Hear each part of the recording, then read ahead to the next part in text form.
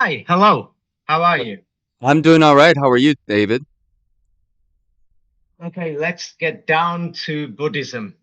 Buddhism was said to have originated in India. Yes, and it's in Taiwan, it's in Japan, it's in South Korea, China, etc.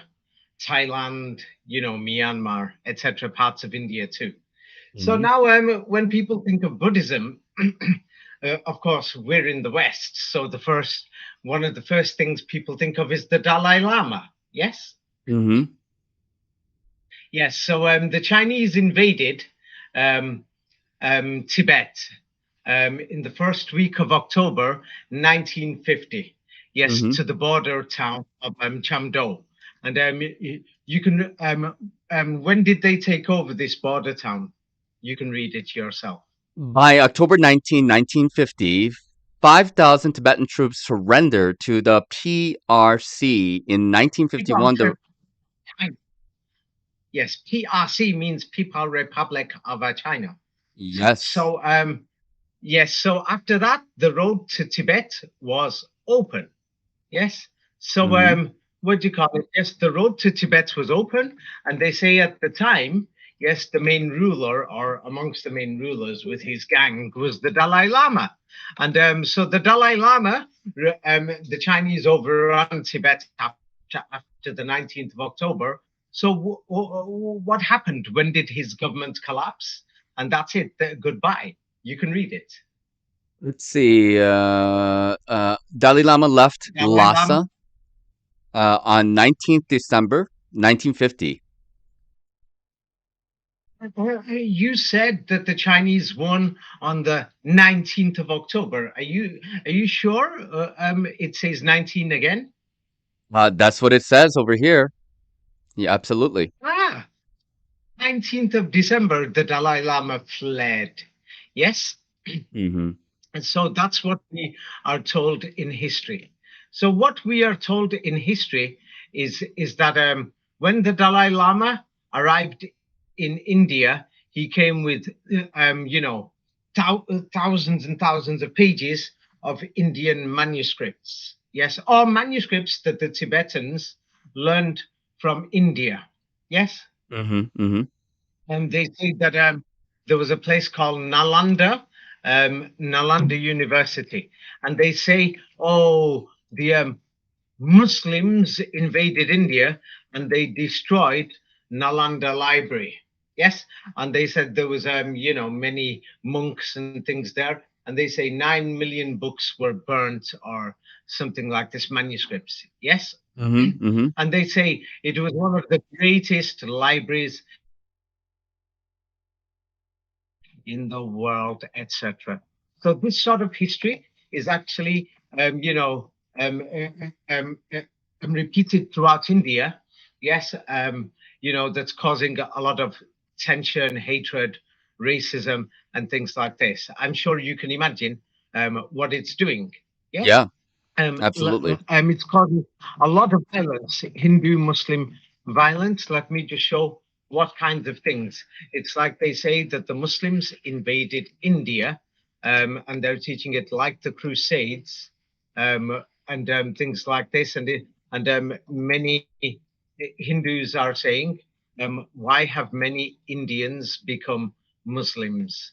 Yes, Hmm. and Hmm. the thing is, they say they are our Indian people, but they've taken the Muslim religion was violent. It burnt our libraries, books, and temples, etc. Is this history really true? Yes. Hmm. So they say that Buddhism originated from India. Yes, like Nalanda, they say was one of the greatest libraries and universities in the world. But this is what it's posing today. So now, but since you know quite a bit about Buddhism, yes, I'd like to ask you, how important are tantras in Buddhism? Well, Can Buddhism survive tantras, Tantra. realistically? Well, tantra, so far as I know, is a kind of a, like sexual using of sexual energy. No, no, Uh, no, no, no, no. Those are like the Western interpretations. I'm talking about Buddhist tantras. not the Western interpretation. Well, Okay. anyway, okay, let's go to Tibetan Buddhism especially focuses on tantras. In the Mm-hmm. East, as Buddhism spread, they focus on it less because Tibet is more like countryside, not many people. But in place like Thailand, China, Japan, new things happened. New priests invented their new things and everything. So it's different. Like American Christianity is different from the one in Europe, whereas everyone knows that the original official Christianity is more nearer to Catholic, and before that, they will claim that there was some other type of Christianity linked to Judaism. But anyway, for the how many tantras are there in Buddhism for the Great Perfection? I'm guessing 19. No, Uh, no, I've sent you the page. oh, 1 second. Oh, yes, I see it. Let's see. It says 17 tantras of the great perfection. So you cannot achieve perfection, or some want to call it enlightenment, or whatever you want to call it. Yes, or moksha, if you want to say it in Hindi, or Mm-hmm. some people in Western peoples will want to call it nirvana. So the 17, according to that, but I didn't go to the rest of the page. So Mm. you can read it now. Yes? Yes. Other tantras. Let's see. The 17 tantras are often grouped together with other tantras as a set. They're Set designated at what's that? as reset. They're a set. So Yes. 17 with others. Let's have a look at the others. Yes, they Yes. are designated as. They are designated as the 18 tantras when the Okay, Troma okay. tantra. Yeah, yeah, okay. So now we've got 18, but now go Yes. to the next paragraph. The 19 tantras are often 18 above, along with the tantra of the lucid expanse. So basically, there's a total of 19 major mantras. You Hmm. see? Yes. Some people will say maybe this 20, 21, 22. It's like if you and me, if we become big priests or something, then we can say, hey, we just found another ancient tantra here.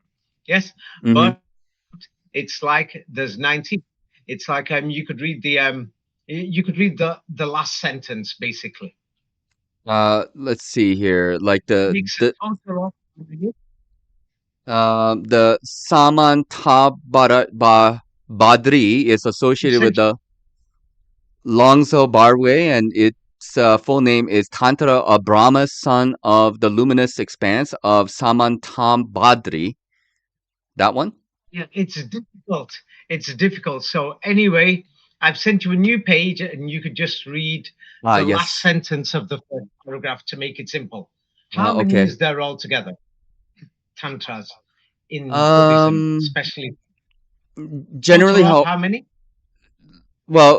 generally, however, both the tantras of the wrathful mother.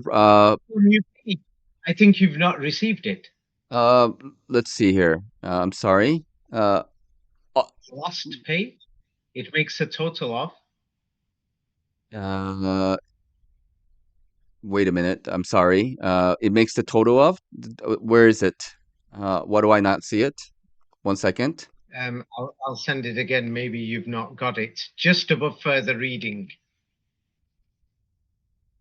Okay, I've received it. It Further says reading further. Oh, above further that. reading. Yes, I got it. I got it. I apologize. Last Kempo sentence.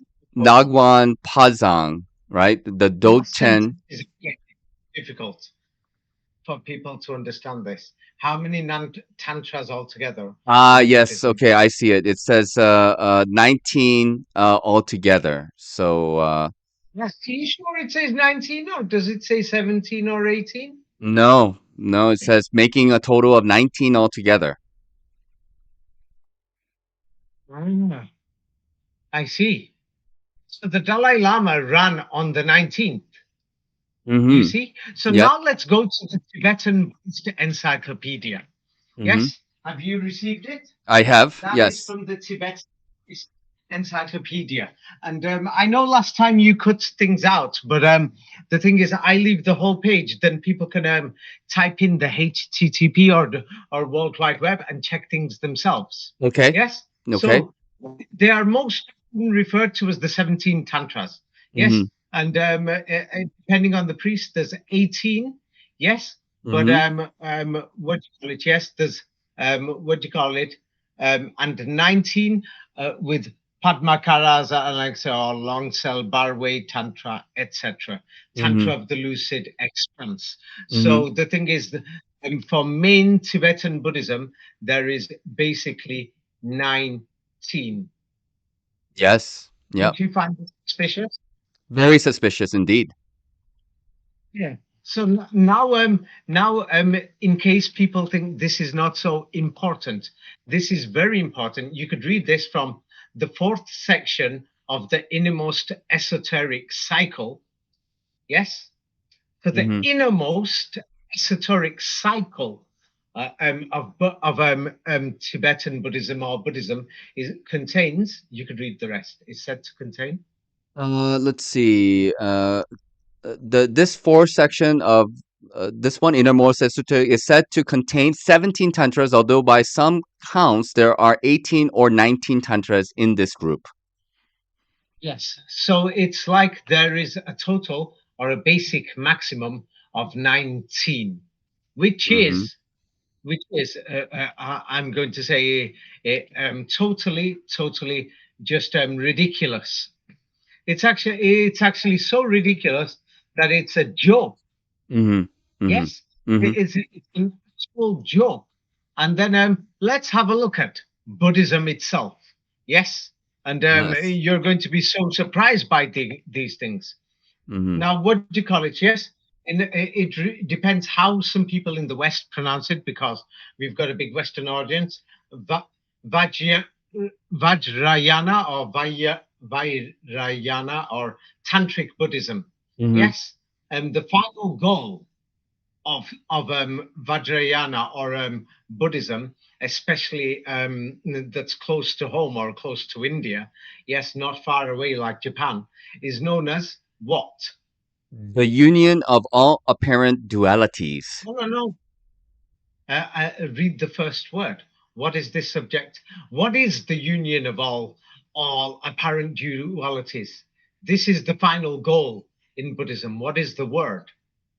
Mahamudra and Vajrayana. Ah, in Buddhism. So the final goal is Mahamudra. Mhm. Mahamudra? What? Yes, Mahamudra. this is strange.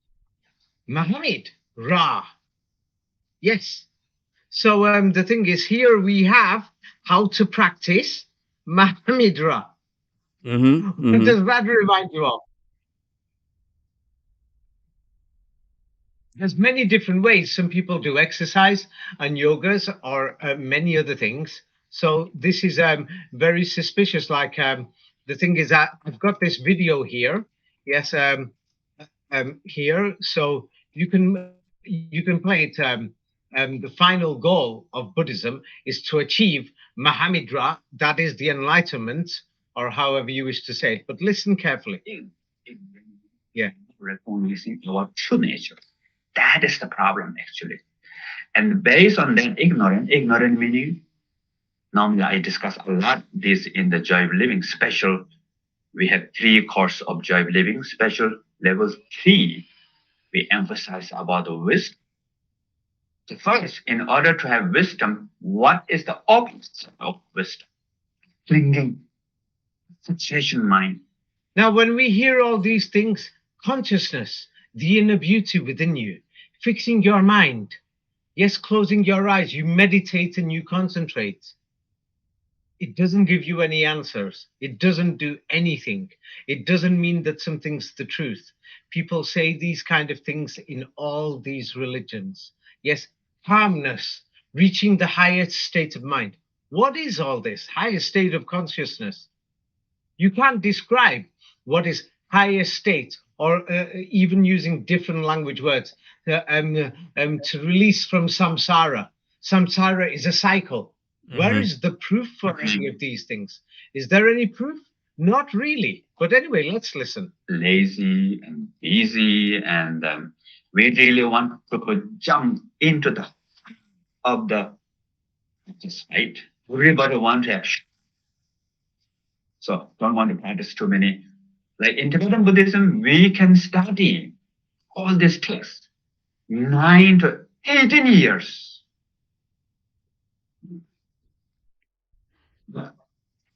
Of this 9 to 18 years. So you can hear him say it? Essence of this 9 to 18 years,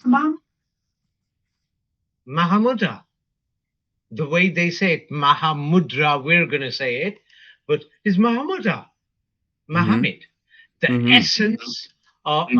essence of it is Mahamudra. And many Muslims say Muhammadah.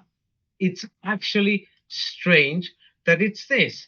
Now, if anybody has a look at the 19th century, Tibet, yes, if you look at the borders of Tibet, yes, then you will find it's very suspicious because the British were having a great game.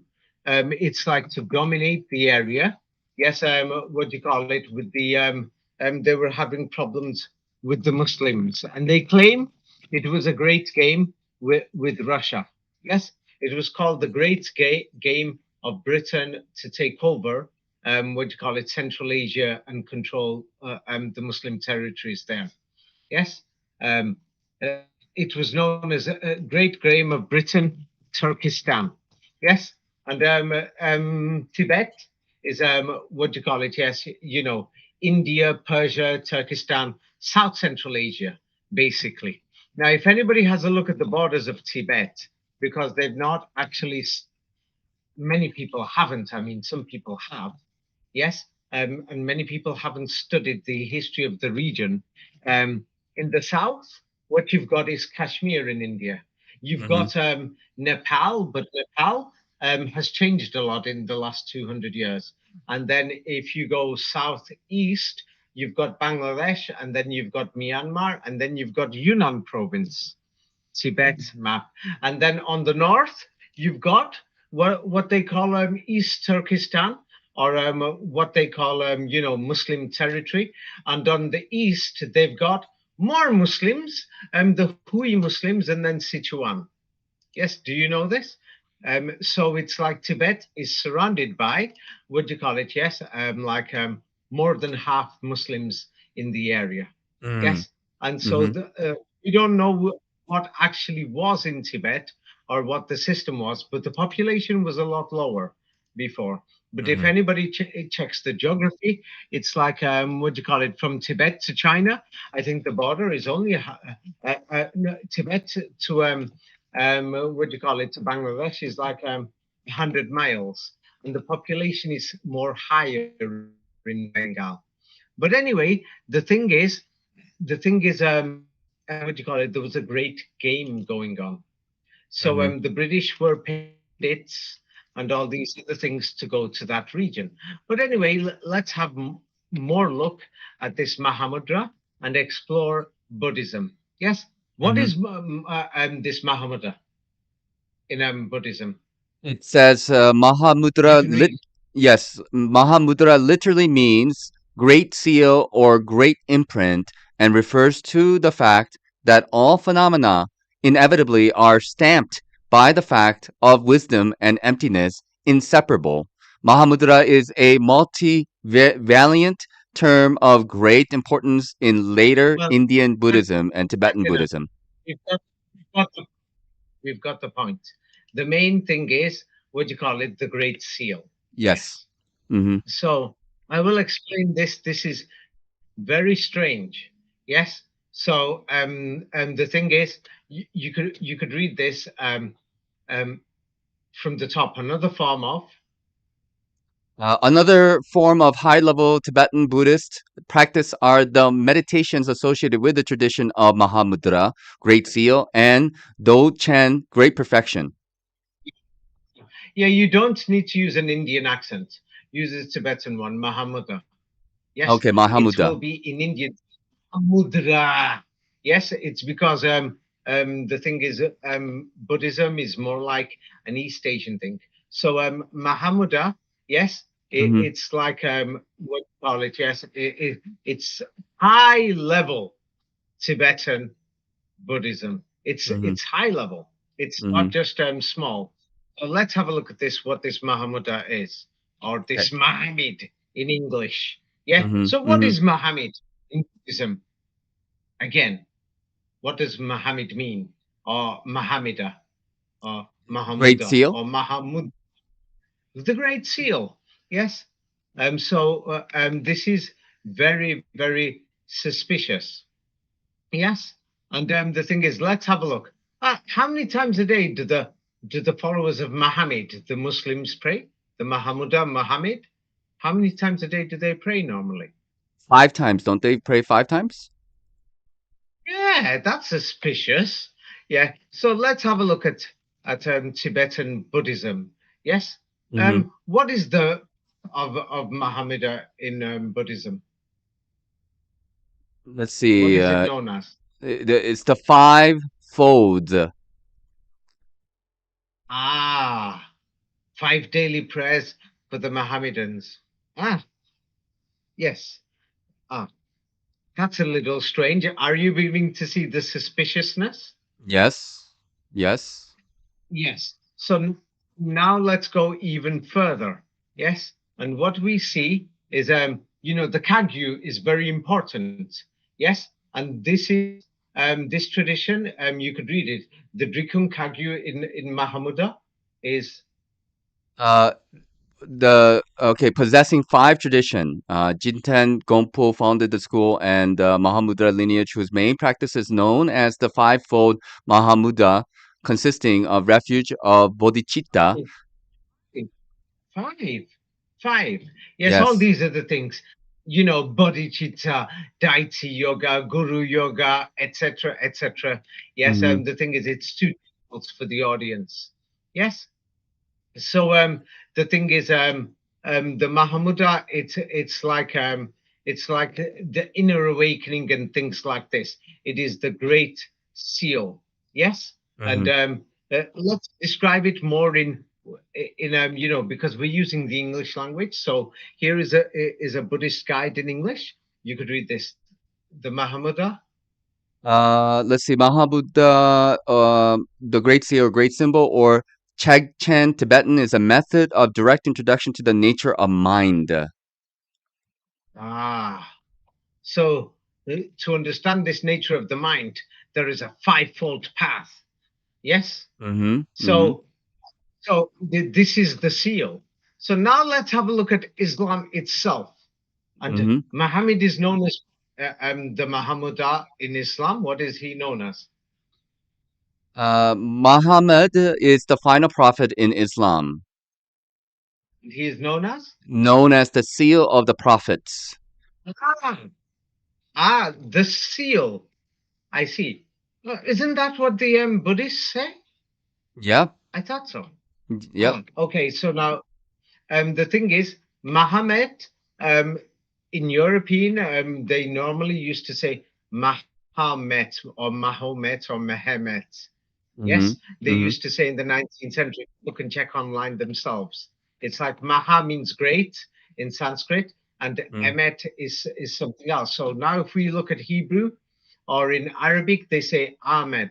Yes. Mm-hmm. So Mm-hmm. what does the word Ahmed or Ahmed? What does it mean in Judaism? What does it mean? Emet, truth is seal of God. So Emet, yes, or Ahmed means the seal. You Mm-hmm. see? Mm-hmm. Yes. And so let's have a look. Let's go to Buddhist meditation websites. And Mm-hmm. Muhammad is what? Mahamudra is the ultimate Buddhist, uh, is the highest form of meditation, bowing to my teacher, being Ah, compassionate. I see. I see. The rest of it, you don't need to read the full because it goes on to a next subject. It's Mm-hmm. the highest form of meditation. It is the ultimate Buddhist. Yes, Mm-hmm. basically to become a Muhammad. You understand? Mhm. So if you become the best Buddhist, you have become a Mohammedan. Now I will play it again. I'm doing a screenshot of this guy talking so that people will know I'm not inventing the pronunciation. It's like if you're Tibetan, this is how you will pronounce it yourself. Essence of this 9 to 18 years. Wait, Like, let me put the volume up so that people can hear it. The essence of this 9 to 18 year Islam. 9 to 18 year Islam. Mahmuda, you see? Mhm. Wait. So main meaning of Mahamudra is what we call the great. Mahamudra, if you're saying it slowly, like using Sanskrit, or if you're using the local dialect, it's Mahamudra. From then into Mahamudra. Can you hear again? From then into Mahamudra. Mahamudra. Buddhism become from Yeah. then into Mahamudra. Very faint, but yes, Buddhism I heard it. Mahamuda. will become okay. opportunity. Suffering become medicine. Obstacle become opportunity. Suffering become happiness. So I think this is really relevant and special. Mahamudra style is what we Did you hear him? through the Yes. Mahamudra style, Mhm. what we call Yes, again. special. Mahamudra style is Mahamudra. Mhm. You see? But it's like if you're saying it's slow for people to hear, then you will say Mahamudra. So common pronunciation, because when I met many Tibetans and they were just saying Mahamudra, I thought, what the hell is Mahamudra? It's because of the writing and things like this. They're trying to make people think it's something different. Mahamudra. So they're going to say it like this. Same like in England, many people are going to say Mohammed or Mohammed or Muhammad or Muhammad or Mehmet or Mehemet or Mehmet. So it's like it's just a different pronunciation. But if you go there yourself and meet Tibetans, then they're just going to say Mahamuda. Yes, Mhm. Mahamud. So the thing is, what they're putting on paper does not mean that that is the reality.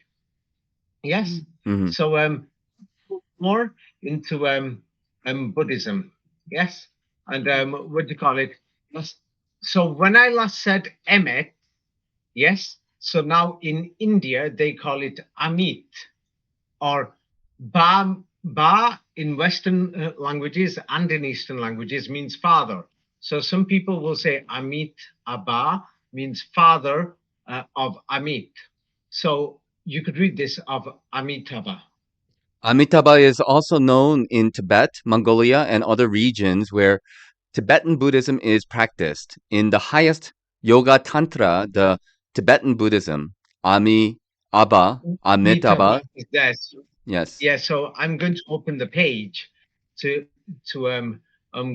go through it. Yes. So Mhm. when I said, Maha Muta comes from the word Mida or Amita. So as you will see, I've sent you the Pure Land of Buddhism. So Mhm. last time you pronounced it Amitabha. So Mhm. that's why you see they play with words, because here they've written down it's also known as Amidism or Amida. You Mhm. see?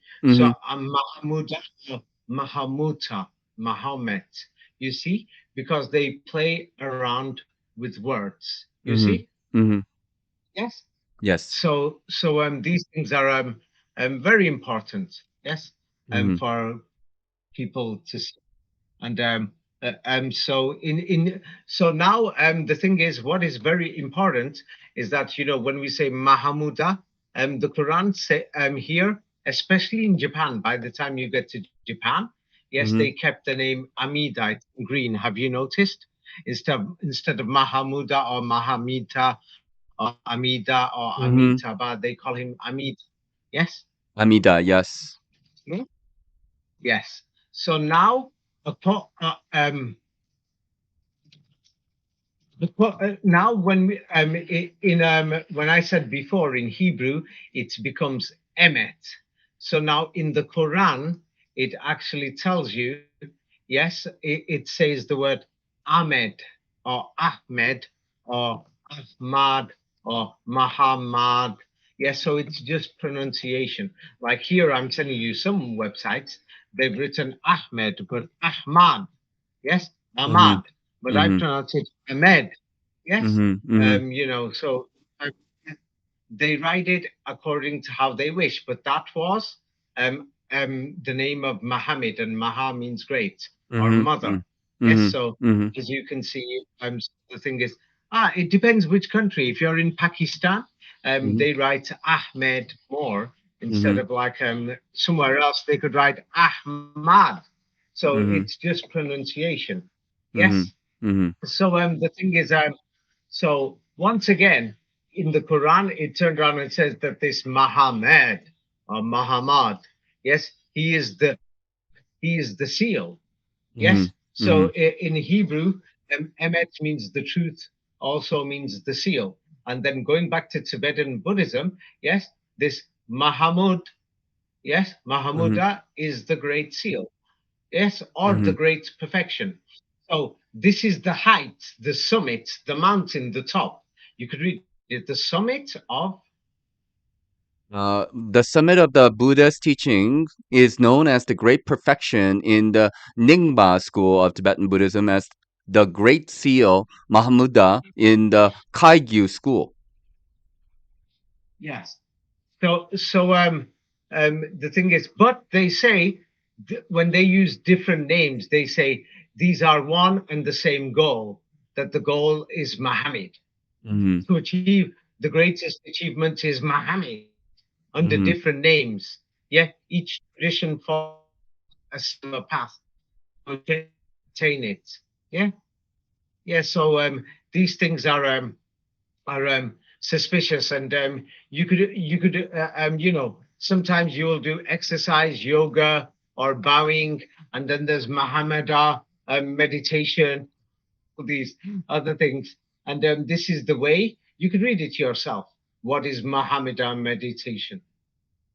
In Tibetan You Buddha, see the union of we see the union of space, compassion, and awareness, which is called Mahamudra. This is a way of understanding the mind of enlightenment, Buddha wisdom or Buddha nature. yes. So you see, this is one of the most important concepts. Yes, in Hmm. um in Buddhism. Yes, and Hmm. there's 19 tantras. Yes, Yes. Yes. so the Mahamudra Tantra. You could explain it. Maha means great. Ah, here they say too. Yes. Yes, and mudra or Ahmed, yes, or the Emet means the seal. Ah, Yes. so here they say as well. Yes, go ahead. Maha, which means great, and Mudra conveys seal. Mahamudra with us means great seal. The Mahamudra Tantra is defined as the pure spirit of shining light that experiences great bliss and realizes emptiness. Ah, yes. So so anybody who realizes or understands Mahamuda has achieved this pure spirit of shining light. Hmm. Hmm. Don't you find this suspicious? As if somebody's invented a religion? Yes. Yes. Very suspicious. Yes. There's more. I'm nowhere near finished. you know, when I first came across this, it's like I understood this more than 20 years ago. I just started laughing. I thought, oh my God, have they gone so far? Yes, like to Hmm. create an opposition system to Islam in the other side of the world. So Hmm. here, the wisdom experience. What is Mahamudra? Mahamudra is beyond. So this Muhammad is beyond what? Beyond words. Yes, carry on. According to Tibetan Buddhism, Mahamudra is one of the most advanced teachings of the Buddha. Mahamudra is Sanskrit. Maha means great, and Muda can be seal, etc., etc. Yes. Yeah, you've got used to it now. So this is the most advanced teaching of Buddhism. Mm-hmm. Whoa, the most advanced. Yes, that whoever attains or achieves Mahamudra, he's done it. You know, that that I'm on the Indian side, you'll say you will not experience samsara anymore. Samsara, means you could reincarnate and have a lower birth or anything like this. So Mm-hmm. that's it. You've gone past the moksha plane. And remember, last time, it's like how many mouths do you need to feed in your body on the Indian side, from the Hinduism side, to achieve this, enlightenment? How many parts in your astral body do you need to succeed with? 19, wasn't that 19? Have you forgotten? How could you forget such a thing? Wait a minute. 15?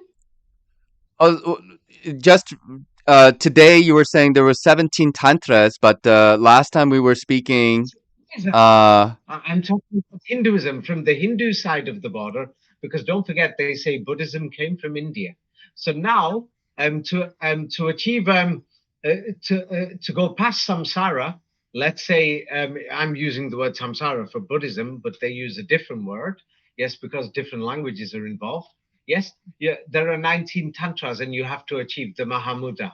Yes, right. Yes. you have to the eternal bliss. So now the thing is, yes, there are 19 tantras. So on the Indian side of the border, yes, they where they've got Hinduism, yes, how many things do you need to tattvas instead of tantras? Yes, do you need to like protect or succeed in? Yes, It your was astral 19. body. Yeah, it was 19. Ah, Yes. aren't you finding all this suspicious? Very suspicious.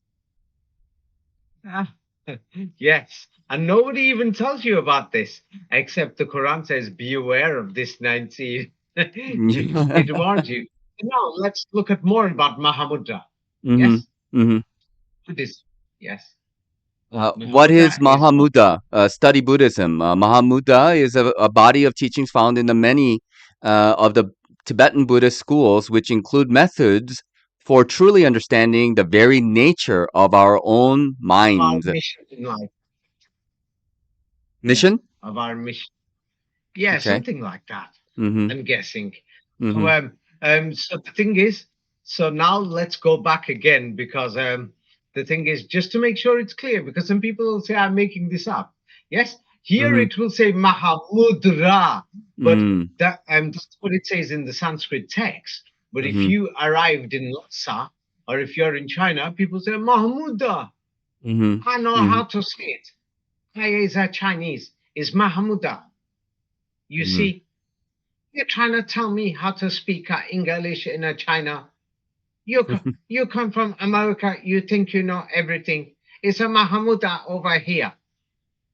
You see? Yes. Okay. So say it same like the people who actually practice Buddhism. Yes. So go on. You could read Britannica Encyclopedia. Yes, Mahamudra meditation mindfulness, Mahamudra in Vajrayana Tantric Buddhism, the final goal, the union of all apparent dualities, Muda, Yes. in addition Oh to yeah. its more usual meaning. Yeah. So what is Mahamuda? Basically, in 3 words. The union of No, duality. no, 3 words that make it easy. If somebody said, what is Mahamuda? It's the final Mhm. goal. Yes, the final The goal. It is the final goal in Buddhism, is Muhammad. Hmm. Don't you find this suspicious? Yes, yes, very strange. Yeah. So the thing is, we're going to go further. So far, I'm just trying to make it clear, because many people are going to say, maybe this is small or whatever. If they've not been to that region, then please don't tell me things. Yes.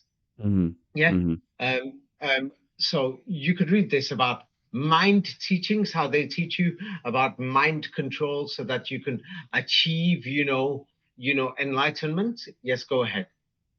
Although You could read it. maintained and cultivated to various degrees within each of the major Tibetan Buddhist traditions, they are primarily associated with the Mahamudra. Primarily, primarily.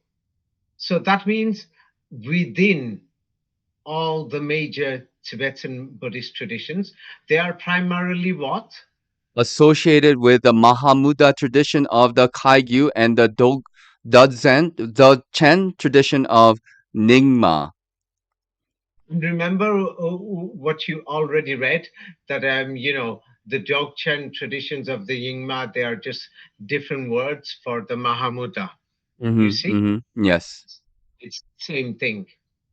So the mind teachings are primarily associated. Yes, in case some people will say, open it up. So here is the same page, what you just read, opened Mhm. up. Mhm. Yes. Mhm. Um, what do you call it? Major Buddhist traditions, they are primarily associated with the Mahamudra traditions. The Mhm. Mahamudra is the main mind teachings, or some people say religion is brainwashing. So for the main brainwashing, it's Mahamudra. Mhm. Muhammad Mhm. is the main brainwashing. Yes.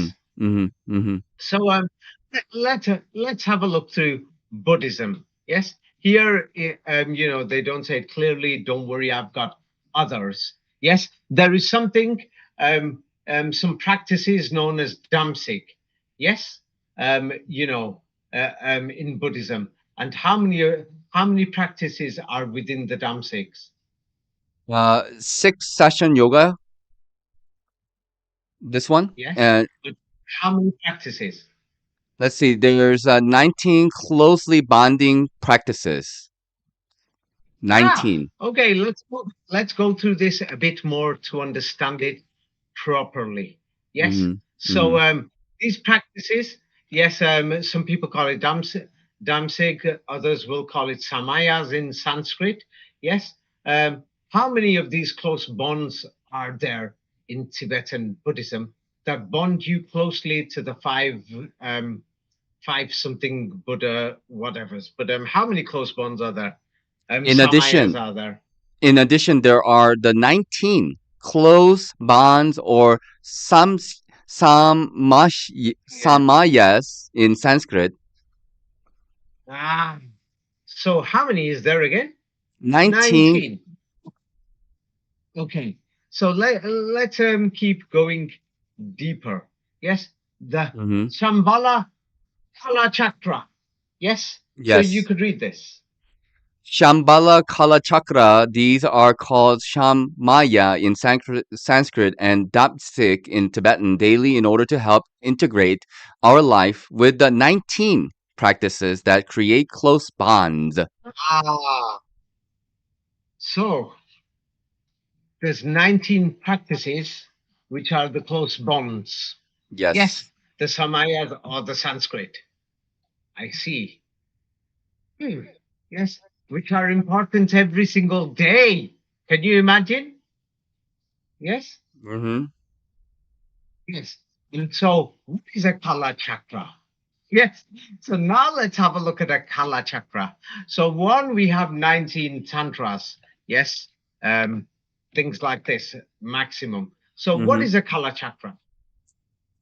Kala Chakra initiation is a Buddhist ceremony in preparation for tantric meditation and for bringing harmony to the world.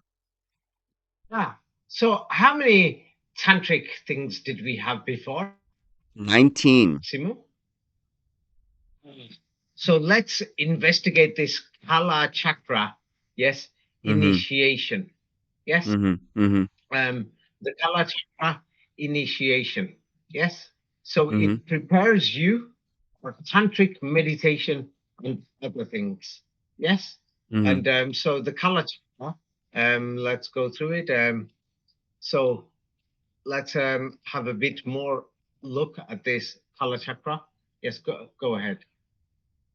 Yes. If we are actually 1 second. It's still, let's see, explanatory talks at the Recon Kalachakra initiation of 1985. If we are actually taking the empowerment, the commitment is that we will keep the vows.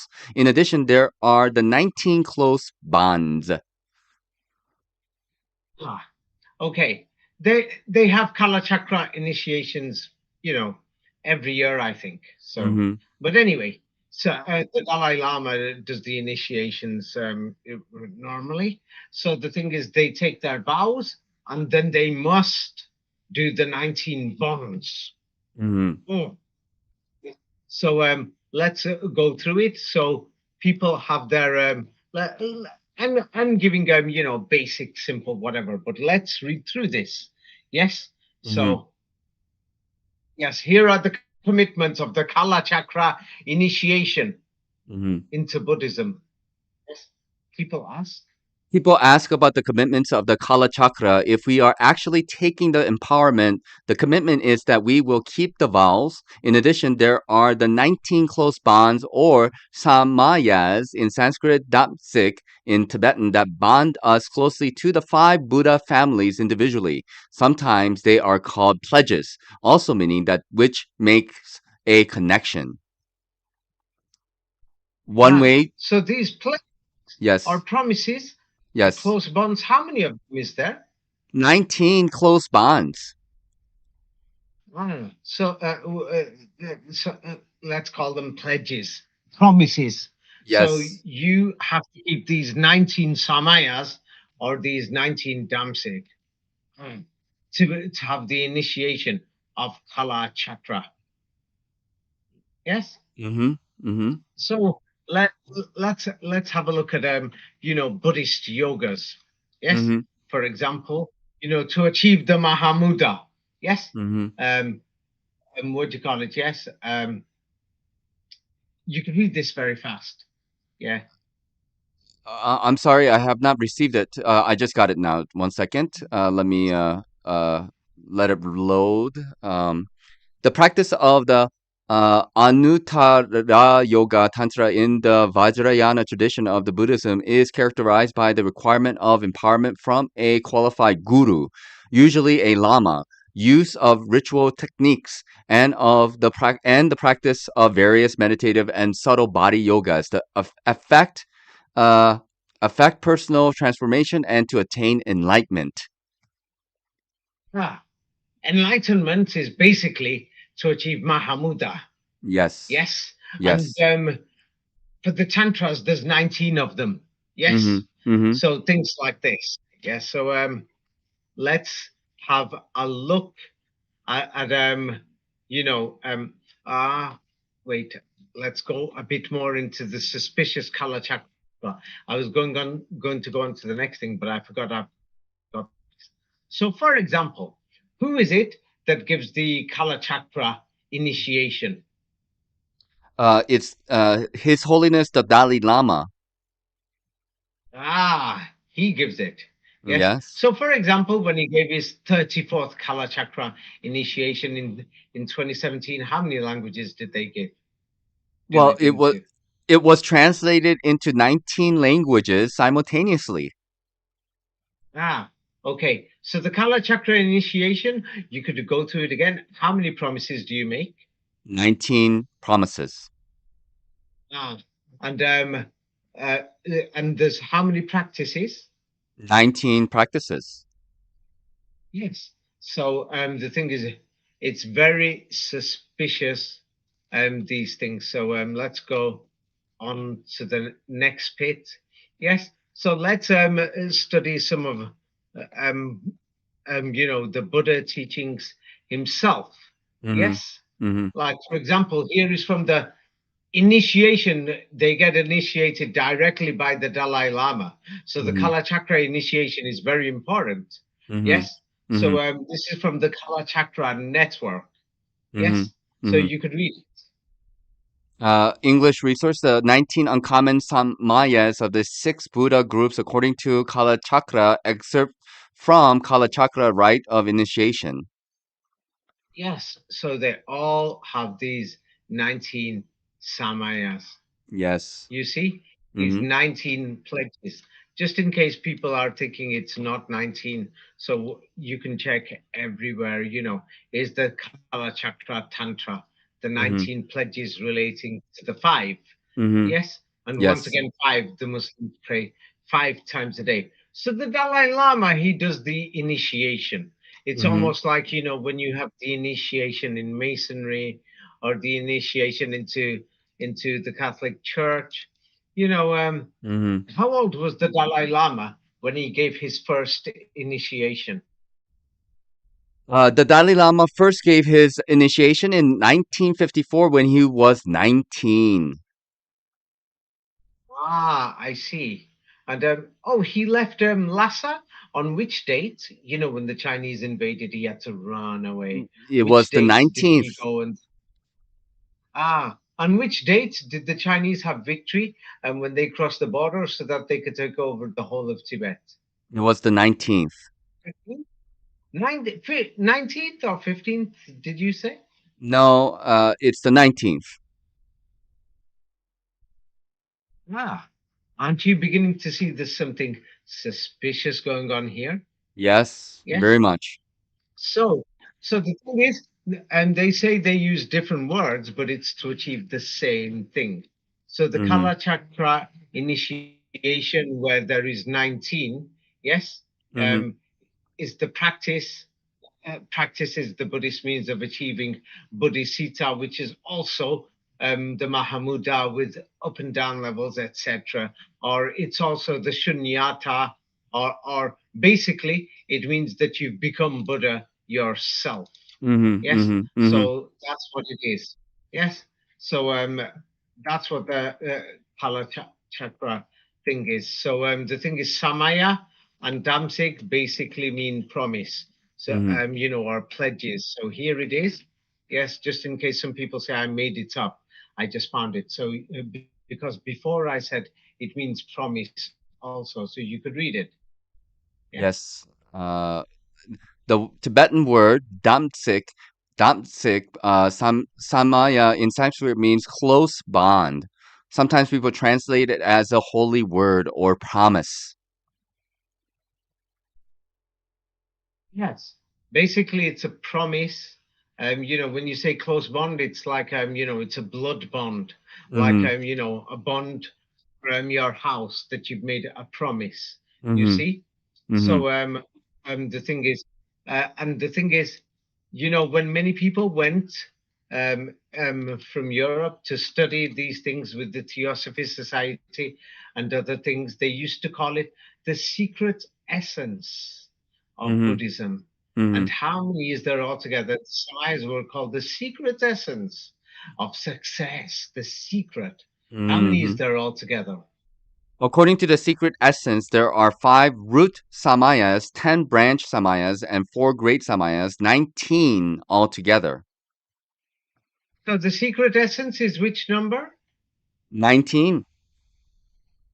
You see. So it's very suspicious. Then there is more because there is the 19 tantras and things like this. So let's go through, for example, yes, the Nyingma source for understanding empowerment, as you mentioned before. This Hmm. is, the secret essence. Let's talk about the secret womb, which is the Guhya Tantra. And you can read it. The secret womb is what? What is the secret? The secret womb actually refers to a collection of 19 texts in the Tibetan canon.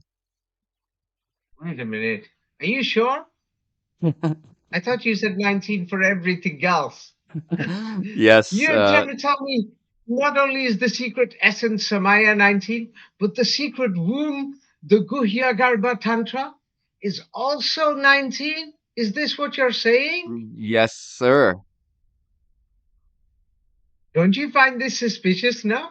Very suspicious, highly suspicious. Yes. So the thing is, let's have a look at the secret womb and see what it is more. When you go there. So wait a minute. I'll just before you go through this. Oh no, I don't have the video. But the thing is, the way all these people talk.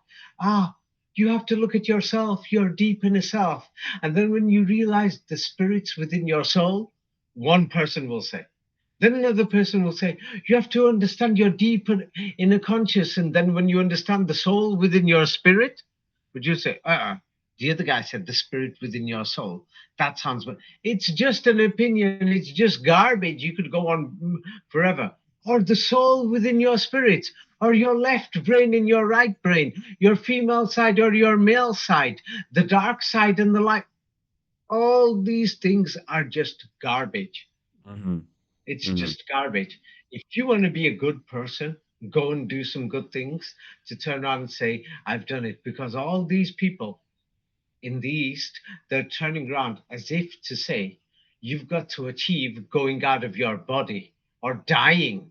You got to die, basically. You got to go out and never come back, almost as if life is horrible, as if the body doesn't have any value for many of these people, not all of them. But that's how many of them portray it. I think Mm-hmm. I like food. Sometimes when I drink Red Bull, it tastes amazing. I think sometimes, when you're in the hot and then you go in the cold and you feel the fan, you think, whoa, it's a beautiful experience. Even talking to you, like right now, it's wow, it's amazing. Yeah. Mm-hmm. So there's many beautiful things to have a human body. Do you know what? Absolutely. Let's pretend all this stuff, in Hinduism and Buddhism is true.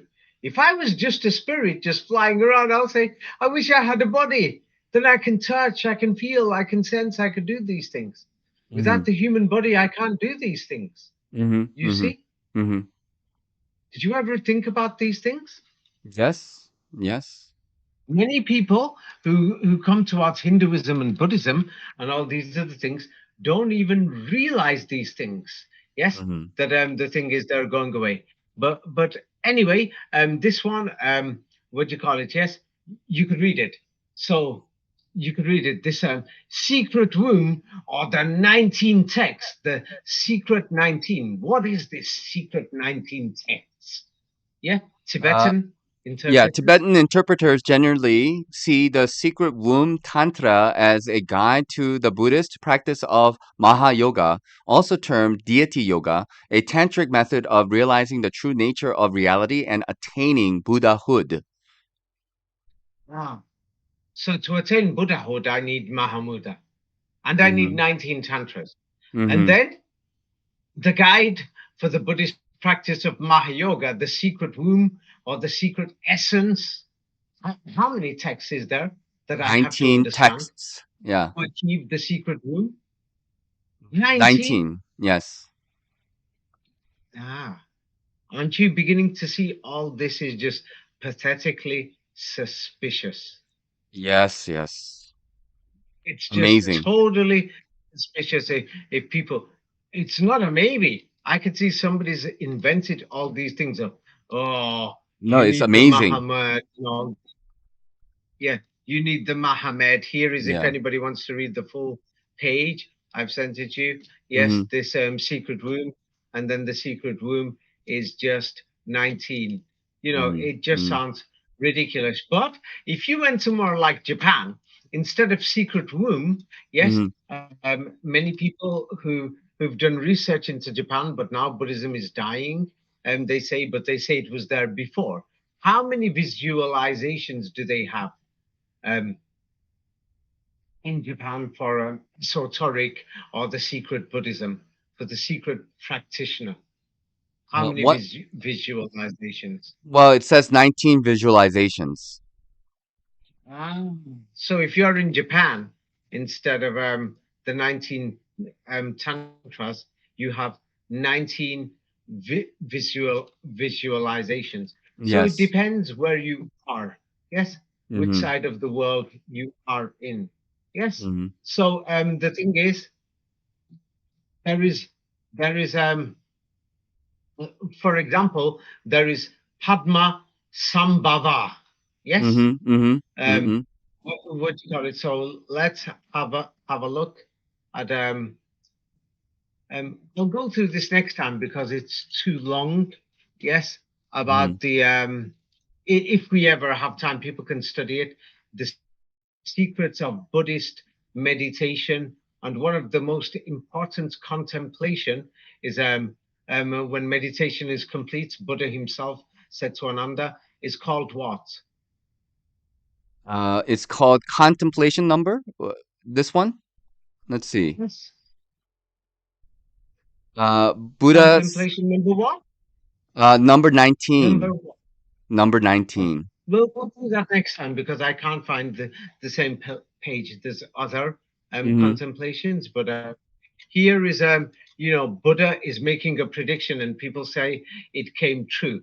Yes, Mm-hmm. Shakyamuni, he predicted a great guru or Mm-hmm. great Buddha or Mm-hmm. something like this. Some people Mm-hmm. call him a Buddha. He achieved it.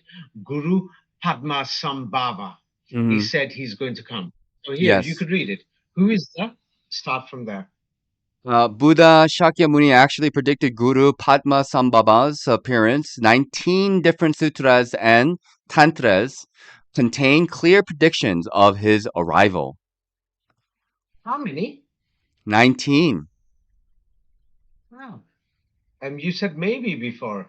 Do you still think it's maybe suspicious? No, I said amazing before. It's amazing, not maybe.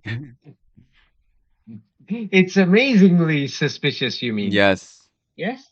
Yes. So now the thing is, then they actually say that this guy actually existed and he Mm. came. So Buddha predicted him, and he was born from a lotus. Yes? Yes. Yes. Guru Rinpoche or Padma Sambhava. Yes? Yes. And what do you call it? So this is very important. So how many um, how many different sutras and tantras contain the prediction of this man? 19. Ah. So how many tantras are there in Buddhism? 19. Ah. So now this man who's predicted in 19 different sutras, yes, what did this man do?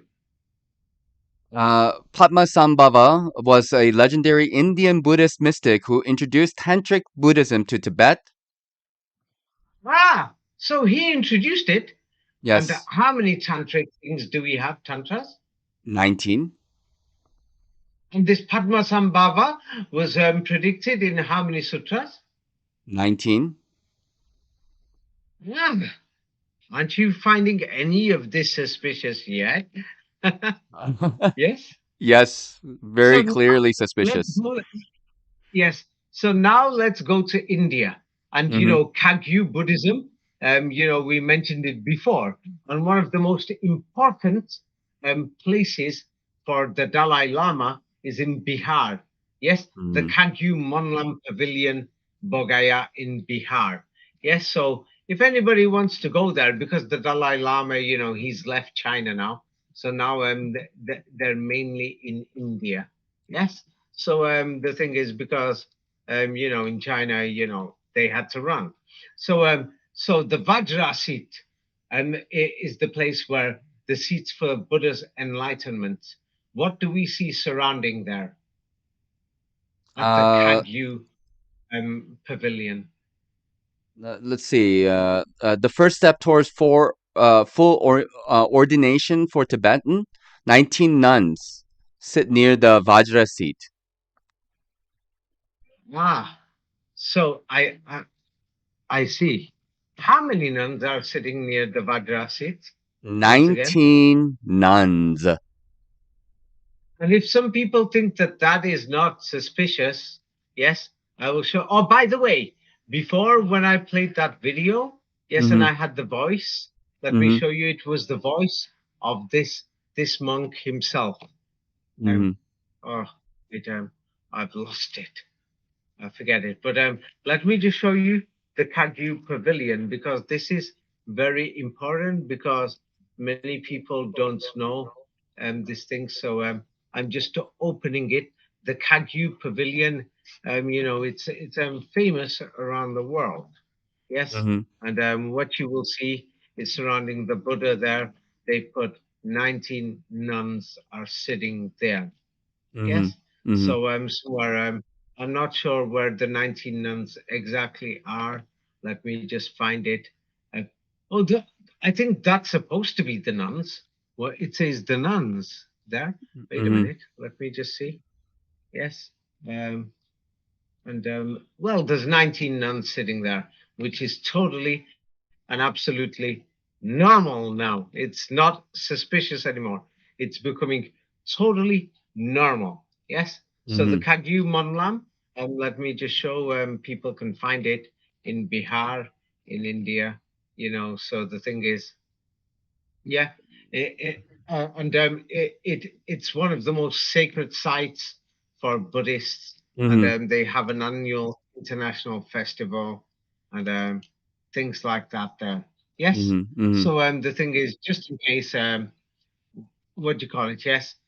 Here is a document um, about the ordination of Buddhist nuns, and you could read it at the Mahabodhi Stupa. Mhm. At the Mahabodhi Stupa, it is the morning of the first full moon in the Tibetan year in the shade of the Bodhi tree. 19 nuns sit near the Vajra seat. Carry on. Site of the Buddha's enlightenment on the path to the full ordination. 18 took the Shrama Neri vows in the same place the day before, and one remains to take them on this auspicious 15th day of the month of miracles. Yeah, so what we're seeing here, yes, Mm-hmm. 19 nuns are sitting near the Vajra seat, Mm-hmm. yes, or the seat of Buddha's enlightenment. Yeah, of course they had to have 19 sitting there instead of like 15. So now I don't know if you know what is cetasika in Buddhism. Yes, in Pali, Buddhism, they'll call it the Savanasa Dharana. I like that word, Savanasa Dharana. I don't know what it means Mm-hmm. exactly. Oh, it means cetasika. Yes, but Mm-hmm. let's read it. Yes, for Buddhism. Yes, you could Okay. read it yourself. There are 25 wholesome satasikas. The first 19 wholesome satasikas uh, in Pali, Sobana Sadarana are so called because they are common to all. Ah, don't you find that suspicious? Very suspicious. Ah, I see. So let's confirm these things. Some people, yeah, will be septic. So let's have a look at it. The Abhidhamma and practice of Theravada Buddhism. Yes, Mm-hmm.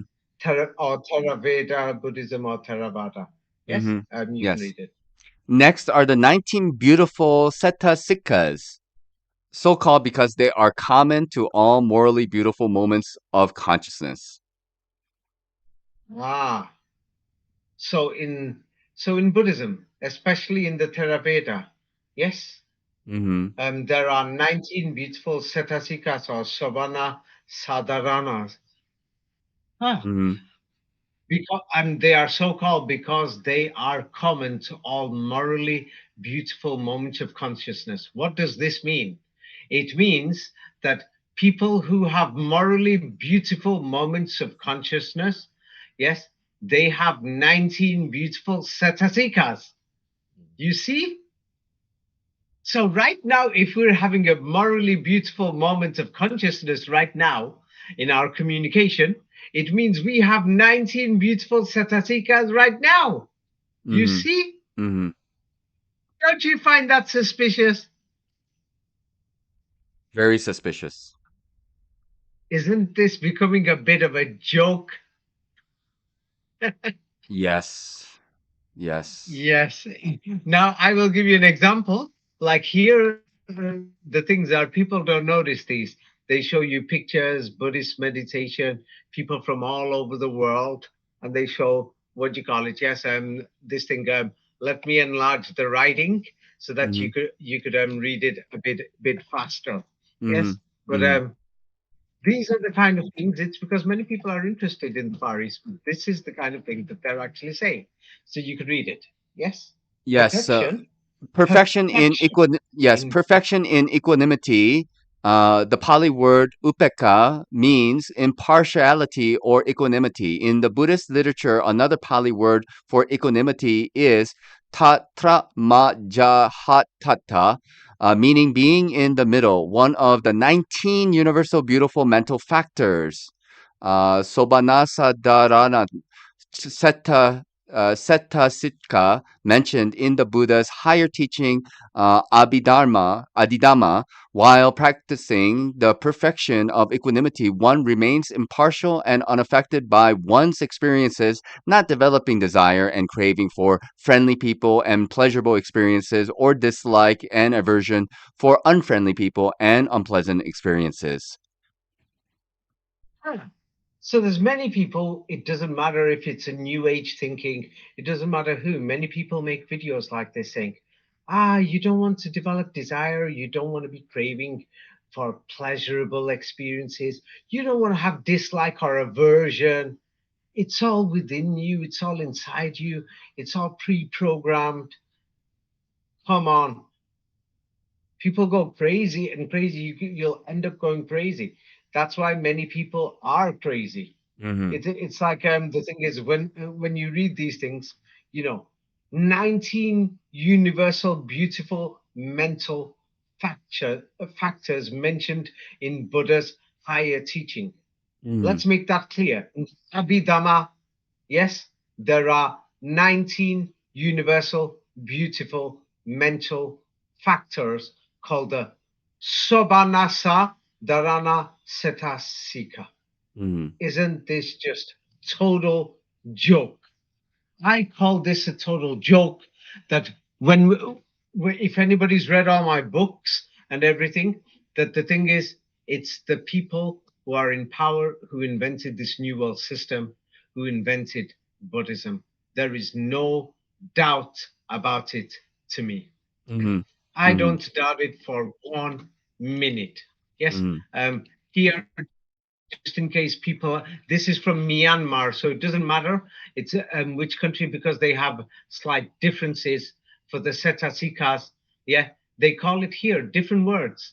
They're using different words. Sometimes they say concepts, sometimes they say doors, they say mouths, they say planes. Here they're using the word 19 mental concomitants that Mm-hmm. are always present whenever meritorious action takes place. So right now we're doing good things. This means that right now there are 19 beautiful setasikas. Mm-hmm. Somebody else is going to come and say that there's 19 nuns who are present here right now. Somebody else is going to say there's 19 angels who are present here right now. Mm-hmm. Somebody else is going to say that there's 19 spirits here right now. Get the hell out of here. What you could clearly see is somebody has invented this entire system and religion, and then they let different priests. I'm going to write a book. You're going to write a book. Over the last 200 years, many people wrote that books on palm leaves and other things. Trying to make money and do these other things. Yes, and then Mm-hmm. they're using any kind of words, and then they know that you're going to be mystified by foreign languages. Maybe you'll pick up the Thailand language, the Burma language, or some Chinese words, or local Tibetan dialects, or Sanskrit, or even words from Bihar. But here you could read it here from the Manual of Abhidhamma, yeah, Abhidhamma of Buddha's teachings. Yes. Yes. So here, what do Uh, they describe these 19 beautiful Satsasikas? So all these strange words, people are going crazy about them, saying, "What is this? I want to know." Yes, mhm. Mhm. um, you start from. I didn't get the first paragraph properly, but this Abhidhamma, it says the middle. It's one of the 19.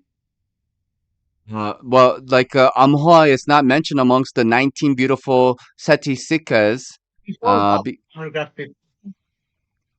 1 second. The paragraph in the middle of the 19 universal beautiful mental factors uh, mentioned in the Buddha's higher teachings, Abhidhamma. Abhidhamma. Yes. So these are the higher teachings. You know what I mean? So Yes. it's like it's just a joke, and then they give these strange words and everything, so that you'll think, what is Abhidhamma? Yes, Hmm. and then Hmm. things like this are the secrets of Buddhist meditation. Yeah, there's many people who've written about it, and one of these so-called highest contemplations. Yes, when Buddha was speaking about these things. Yes, here this is a bit long. Yes. So you can read the last paragraph.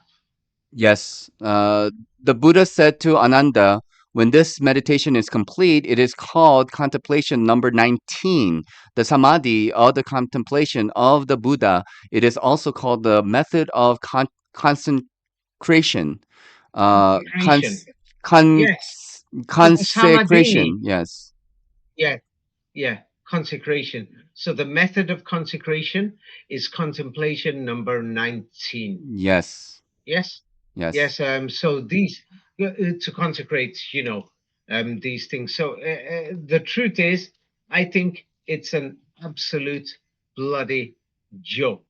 Mm, Sorry, but I think that, no offense to the people, but historically, this mm, is something that somebody's just invented, and they put it out there. And if somebody's saying, "Oh no, it's not an invention," that here is from my book, "Ancient Egypt did not exist," and mm, then let's just have a look at these people. What they did is, there is a certain reason for this. What they did all around the world, yes, they mm, played a game. So, mm, for example, they played a game, yes, and the thing is, um, let's go through this game. Like, what is this building here? Now we're going far away from China or from Tibet or from Myanmar or from the land of the Buddhists. This mm. is now we're in South America. What is this building? Photo above, step pyramid in Chichen Itza, Mexico. Yeah, It you, is, you must know this. Yes, you've yes, seen it before, yes, of course.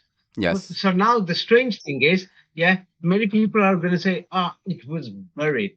But the thing is, we've got photographic evidence.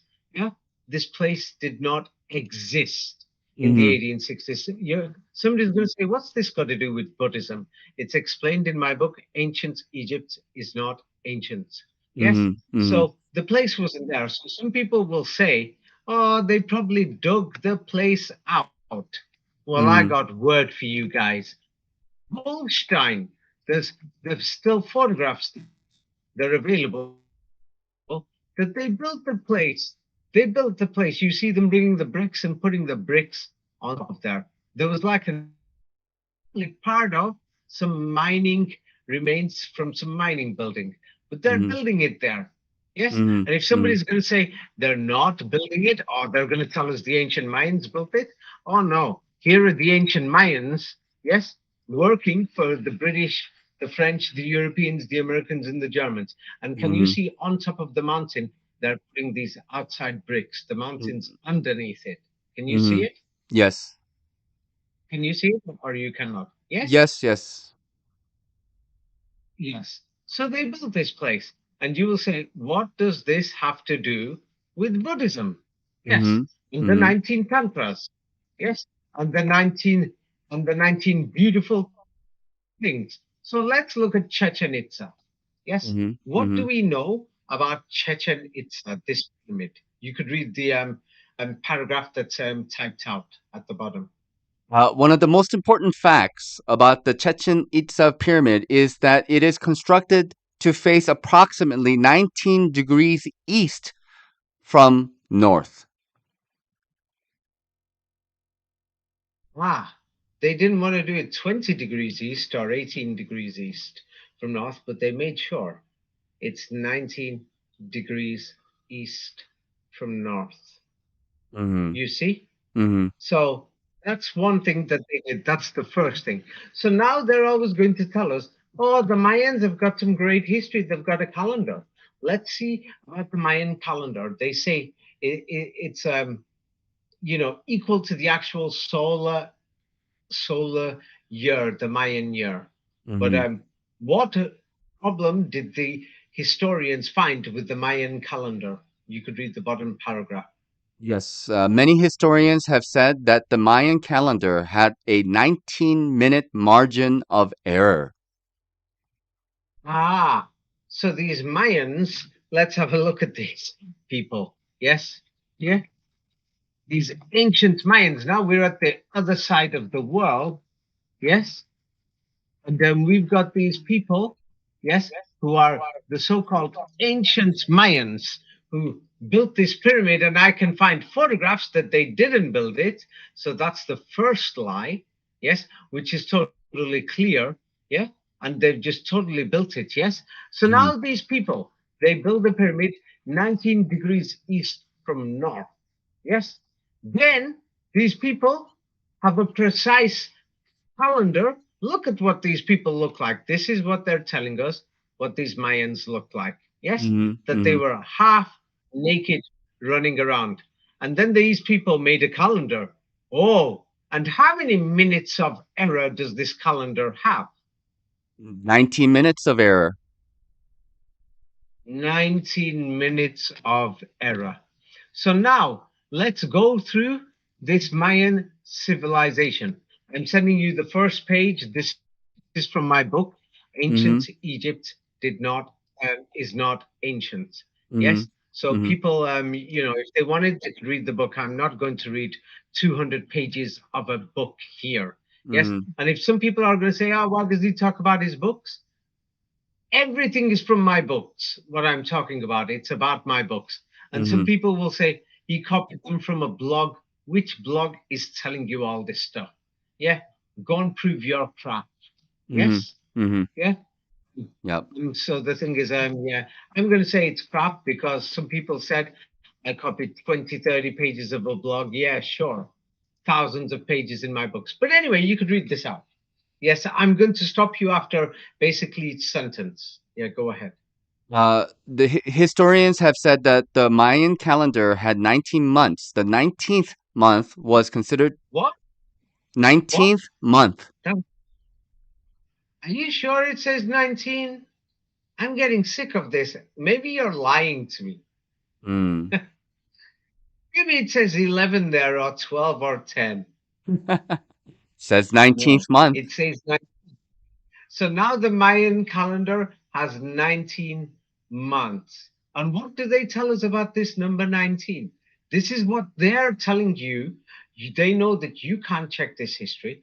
You can't even challenge it. But this is what they are telling us, yes, Mhm. about the Mayan civilization. This is what they're telling us. I'm going to stop you at the end of each paragraph. Yes, Okay. because it's important, but go ahead. The 19th month was considered to be unlucky or a time when people had to be careful. Historians say that many people were so afraid that they did not even leave their homes on the 19th month. So, as you can see, they're talking bullshit.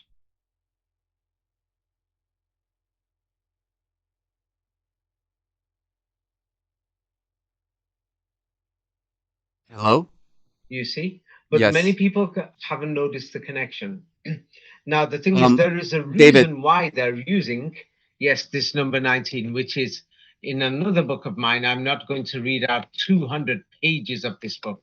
That Mhm. this book goes through the final details of why they are using 19. All my other books show that they're using codes, symbols, etc.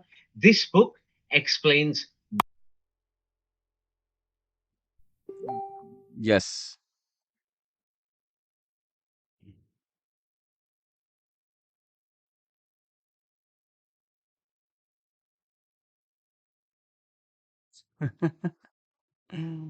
Um,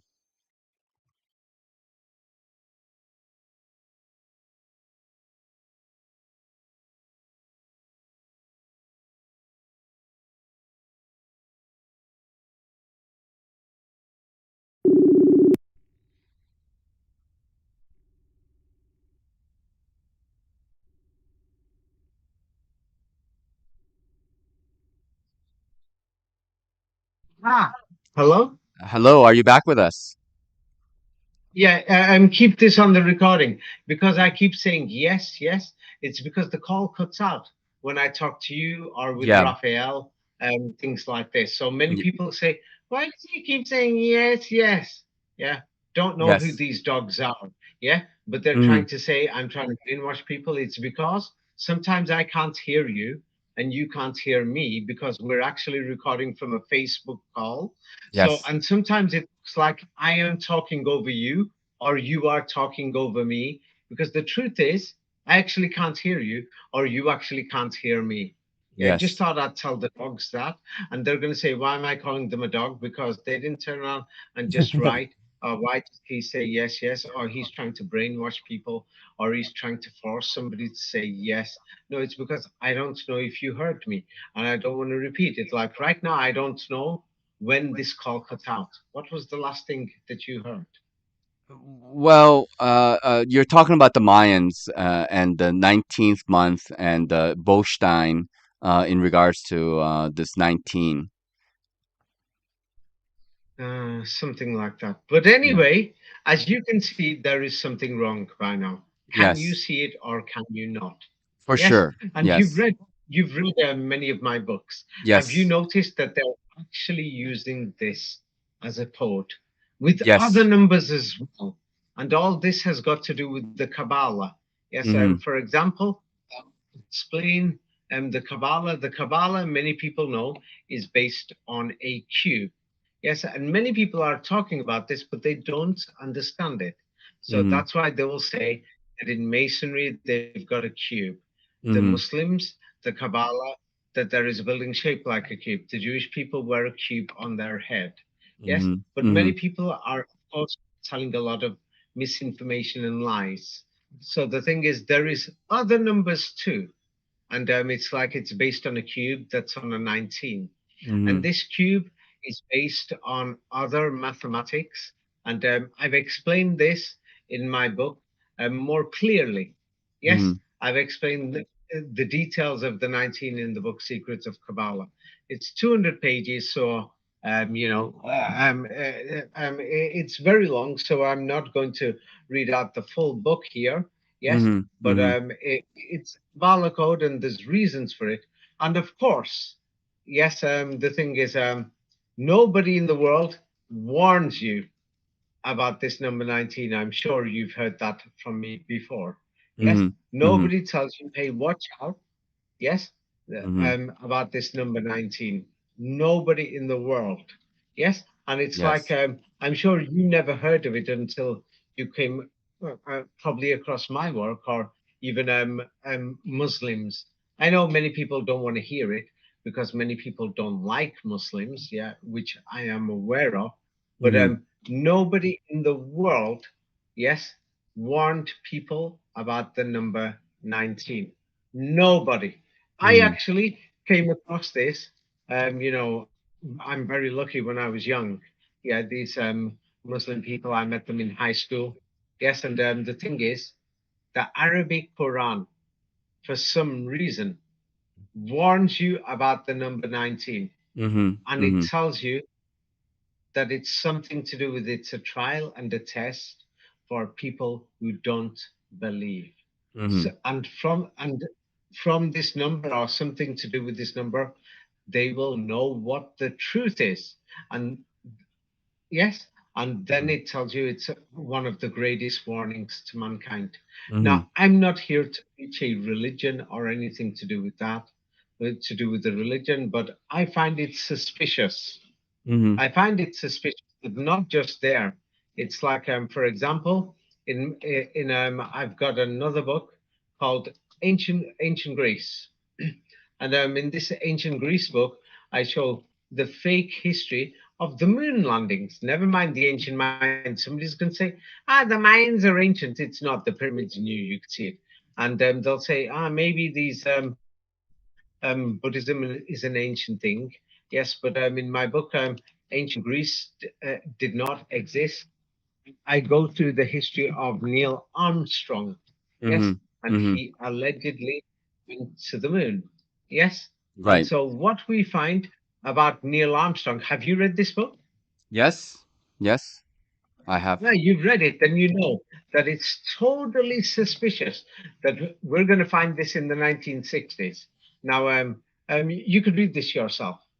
When they created the NASA Apollo program, you could read it from the middle. To prepare for the Apollo program of the future, what did NASA do?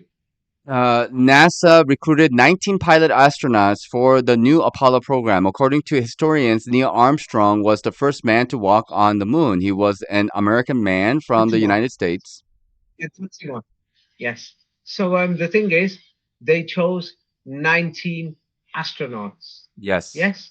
So Mm-hmm. the thing is, the thing is, when you arrive on the moon, I'm not talking about when Neil Armstrong started walking on the moon. Yes, you could Mm-hmm. read it actually from history.com itself. When Mm-hmm. did Apollo 11 arrive on the moon in lunar orbit? On July 19th. Yes, and then they say that Neil Armstrong got out of this spaceship on the 20th. Mm-hmm. You see? So Mm-hmm. that's 19. Then they're Mm-hmm. telling us something strange, as if people believe this. I don't know why they believe this crap anyway. Oh, if you don't believe this, how the hell could you believe Buddhism? Mm-hmm. Yes, Mm-hmm. that allegedly came from India, an Indian text, and it's Mm-hmm. using the same 19. If you're going to say, I don't believe in the moon landings and Mm-hmm. all these things, the history is a fraud, then it's the same for all these religions. Now, Mm-hmm. Michael Collins was the third astronaut with Neil Armstrong when they went to the moon. How Mm-hmm. many times did he eat oatmeal that day when they Had declared eaten it? oatmeal 19 times since they left Earth. How the hell could you eat 19 bowls of oatmeal? You understand? Yes. Yeah. And then, what do you call it? Michael Collins told his father, or yes, Mm-hmm. Neil Armstrong is going to be selected by NASA. On what date did he write to his father to say that Neil Armstrong is going to be selected? The media and historians advertised the story that Michael Collins wrote to his father on April 19th regarding Neil Armstrong being selected So by he's ABC. NASA. Yeah, that yes. So it's like that's 19, and then what do you call it? Yes, what they do? Yes, when they turned around and said, Houston, tranquility base here. The eagle has landed. Yes, they Hmm. said that. What do you call it? Yes, when they landed on the moon. Yes, and you could read, a bunch of guys are about to turn blue. Yes, and Hmm. when did they say the eagle has landed? After what? He said this after a 19-second exchange with Mission Control. Ah, so they said it 19 seconds after they spoke with Mission Control. So now Hmm. they said the eagle has landed. Amazing words. Hmm. Then when they arrived on the moon, they said an amazing thing. What did they say? Many people know this. Uh, When Neil l- Armstrong started walking on the moon, what did he say? Something like one small step for a man and one Ah, giant leap yes, for. yes. Everybody's heard of that. And when did Neil Armstrong? Yes. Which date did he first imagine these words? April 19th. Ah, so he got these words probably from the 18 April 19th memo. That's what they're telling us. Mhm, Yes. mhm, So now, Neil Armstrong was the first man on the moon. Yes, they arrived on the 19th. They set foot on the moon on the 20th. They said the Eagle has landed after 19-second exchange with mission control. So mhm, Neil Armstrong has landed. He says he sets foot on the moon and he says that's one great step for mankind. And he got it probably from a memo that was written on the 19th. He was mhm, selected with 19 other astronauts. Michael mhm, Collins knew about this.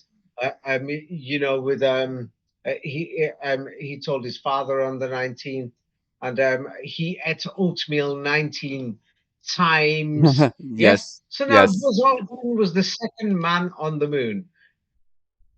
Mhm. When did Buzz Aldrin set foot on the moon? 19 minutes after Neil Armstrong.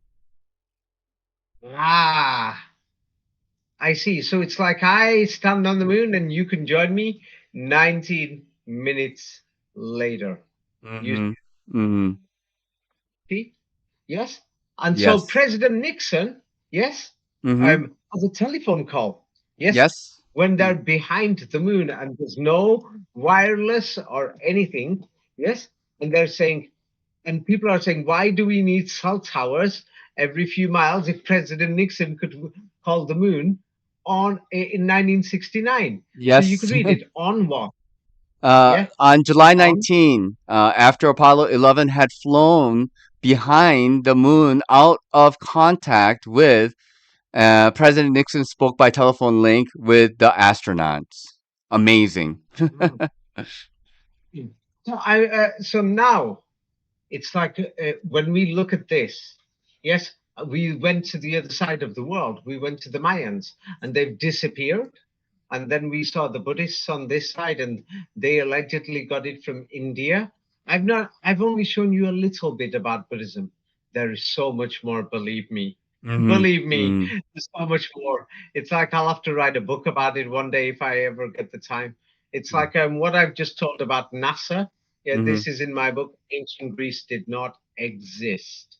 Yes. Mhm. No, it goes through that information to understand why they're using the number 19 and who they think they are. Yes, Mhm. it's in the book Secrets of the Kabbalah. That Yes. explains the bigger secret of why. So now I will ask you in your opinion. I will tell you my opinion. My Okay. opinion is this: in the 19th century, the West invented Buddhism. They Mhm. invented it, and when they occupied the lands in the East, they invented it and they gave it a fraudulent history, and they left these codes there, like all the other numbers are in the Mhm. Kabbalah. This is explained in the Secret of the Kabbalah. This Mhm. is what I found in history. It's a deep subject, longer subject. I showed the maths today because Mhm. mathematics is easy to see. It's Mhm. not difficult to see thinking, what the hell is this 19, 19, 19? I'm not stupid. Ah, there's 100 more 19s in NASA in the major facts. In my book, Ancient Greece did not exist, goes through many of these things. Hundreds more, not 100, hundreds more in Mhm. the major facts of NASA. Yes. So the thing is, now that you're having a look at it, yes, Buddhism, which allegedly originated from Hinduism, and it's half linked together. What do you have to say about these two religions? Are they totally suspicious? Do you think they've got anything divine or what? Give me your full feedback. Yeah, I think there's a lot of suspicious activities going on, especially with the COVID-19, and that I wouldn't be surprised. It's very plausible that it's a recent creation rather than something that's was around thousands of years ago, as they claim. And all of this history is quite fraudulent, in my point of view, and like just based on the case evidence, really.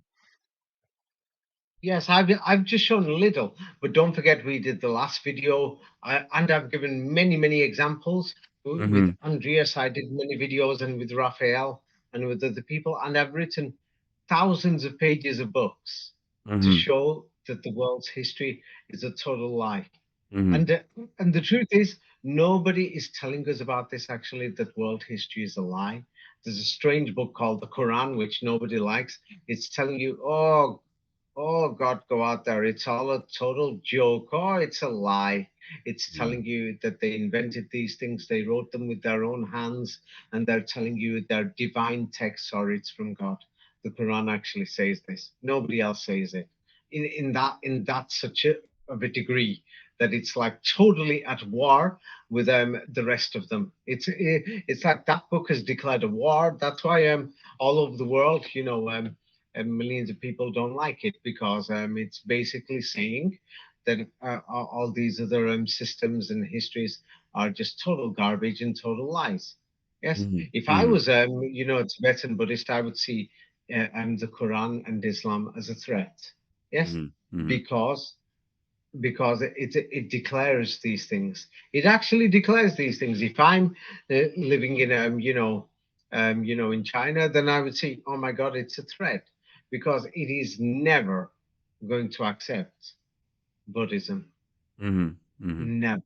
It is never going to accept these other religions, because Islam openly declares them as lies, as Mhm. nothing but lies. It even says, mentions the mathematics, it mentions, that they were fraudulently invented, and says, go and have a look at them. They were written by men who are not divine, and they're just talking garbage. I mean, what the hell is this? Well, you'll find it. Somebody's going to say, if you go deep in your spirit, you can examine your soul. Somebody else will say, if you go deep into your soul, you can examine your spirit. Which one Yeah. is it? Yes. They talk like this, all of these. They're brainwashing us, and somebody will say, it makes sense. Somebody Mhm. will say, if you can control, if you can control your spirit by concentration, by calm, come on, it's just exercise. It's not meditation. It means you're just concentrating.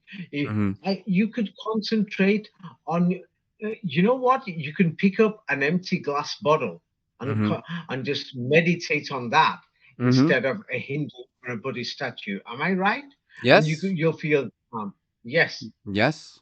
yeah. So then they're going to say that there's consciousness or everything everywhere. Prove it. Prove to me that my chair is alive. Mhm. Prove it. And they can't. Then Mhm. they will say, oh, you're in a state of rubbish. You're in a state of garbage, that you need enlightenment. You need to go out of your body. You need to die, basically. Mm. What? Almost as if life isn't beautiful, as Mhm. almost as if you can't make it beautiful. Then they're going to say, just because you're born poor, yeah, they're going to say, you're born poor because you did something wrong. What? Mhm. I don't think, I don't think that somebody could say that what do you call it? Yes, somebody who's born poor in a village in India, that we can examine this village and then we'll find remains there of a British or French or Spanish or American mining company that damaged the land maybe 50 years ago, and they were born there. I would call it as a result of the environment that brought them to poverty, that was destroyed by the mining company who Mhm. didn't pay. So Mhm. it's like, yes, we are all in this together. Yes. So of course they're going to use things like, this is oneness in consciousness. We have got to become one. Mhm. I will tell you something. I've never seen any church or any temple, yes, that's Mhm. ever managed to unite the world, anybody in one consciousness. Mhm. Nobody has ever managed to do it anywhere in the world. Have you not Mhm. noticed this? Yes. Y- You're right. Nobody has managed to do one type or achieve one type of global consciousness anywhere in the world, from different parts of the world, exactly at the same time, Mhm. except except the Muslims. Have a look yourself. Have a look yourself. They've created a type of, if you want to use Buddhist words or Hindu words, Mhm. one consciousness. Have you found Mhm. this picture? Have a look at Yes. this. Have you received it? What do you Yes. see? I see everybody facing the Mecca. One place, exactly at one time, from every single place in the world. Mhm. And they will say that one same book, they're going to read it out. They Mhm. are the only one consciousness that I know. Mhm. There is nobody else. If you go to one Buddhist temple, they're reading one type of thing. In another one, they're reading another type of thing.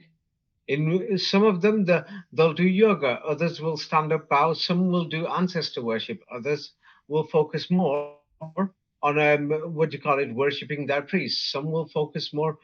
No, in Islam, they don't focus on any men. No, nothing. Many Christians and Hindus have defined it as a very boring religion. It's boring. There's no statues. There's no dancing. There's no yoga. You could call that prayer system yoga if you want to. Mhm. They just pray simply to God, who is not part of consciousness. Nothing. God. invented consciousness. Mhm. You see, that God is not part of the human consciousness. You can think about God, you can Mhm. imagine God, but God is beyond reality. They don't use any of these strange words, actually, that I'm using now. Yeah, you can debate with these words forever. Yes, they just turn out and said, God created you. If you're good, God's going to reward you. If you're bad, then that's it, you're going to get it. You Mhm. see? Mhm. And they have something like universal justice. Yes, instead of a justice that somebody else is going to be like reborn, whatever and whatever, they don't have anything like that. Yes, Mhm. um, they've actually got one consciousness. You tell me, as one brotherhood. Masonry is a brotherhood, they'll say, or Christianity. I don't see anybody else united in one brotherhood system. Yeah, now, in the last 100, 200 years, they've created many sects in Islam, but still the majority, 80%, are in this one consciousness, one prayer system facing one direction, etc. Yes? Mhm. Mhm. Isn't this true? Isn't Yes. this basically true? Yes. Yes. And the Yes. thing is, yes, the thing is, it doesn't matter if you like it or not, but I call it suspicious. Mahamuda. What the hell is this? It's even, it's like what to do, play this video again. It's like, I'm sure you've probably forgotten. I've been studying this for years. Then there's the Maha Amida. Namo Amida Mhm. Butsu. Namo Amida Butsu. I know these meditation things and other things. I went through it myself when I was studying it. Yeah, Mhm. then when I said around, I said, who's the Mida? Or the Amita? Or Amitabha? Or Amidabha? Whichever way they want to pronounce it, the father Amida. They said, he's the Mahamida. And I Mhm. thought, and then they said Mahamuda or Mahamudra in Indian or Mahamutra or Mahomet in Europe or Mohammed or Muhammad or Muhammad or Muhammad or Mahomet. It was the same thing. Then I thought, this is supposed to be the ultimate goal, the Mahamuda. Everything, just having a look at it. What's your final assessment? That imagine you're an old man and you're dying, and your grandson is age 25, and he says, Grandpa, yes, just tell me a simple yes or no. You're old. And Mhm. he's young, he's to go running out of the house. And he says, shall I become Buddhist? Is it a true religion? Yes or no? Say one word. What are you going to say to your own flesh and blood, your grandson? Are you going to say yes or no? Well, I mean, I would not Choose try to one. It's impose, no but now. You're an but old person. Your grandson has come to see you, and you don't want to waste his life and yeah, money well, and many. I mean, What like are you going to?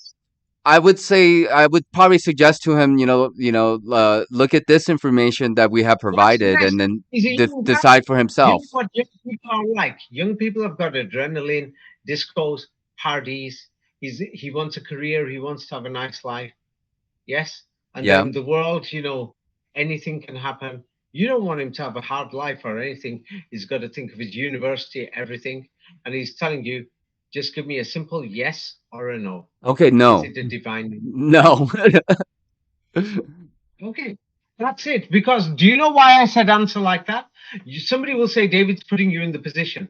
It's because people are going to spend thousands of dollars, many years, and it's many years of their life, and people want to know what we're doing. Why Yeah. are we alive? So Yes. if there's somebody listening, it's not because I'm for or against Buddhism. I've discovered many things. Now that person, I, it's going to save him time. He can go out there and maybe he will find something else greater than me. Mm-hmm. Yes. You see? So the thing is, I don't want to waste anybody's life or time. It's because the thing is, there's so many things to talk about. Yes. There's so many things to talk about. What's going on in Madras? What's going on in Bangalore? Mm-hmm. Yes, what's going on in Sri Lanka? What Mm-hmm. about their ancient traditions? What's going on in, like you said, in Nepal? What Mm-hmm. about their tradition? Some other system, like there's a minority village here. There's only a few hundred of them, but they say they've got an ancient religion. Or what's going on in Nigeria? You see, like this, or in Abuja. in Nigeria before the British invaded.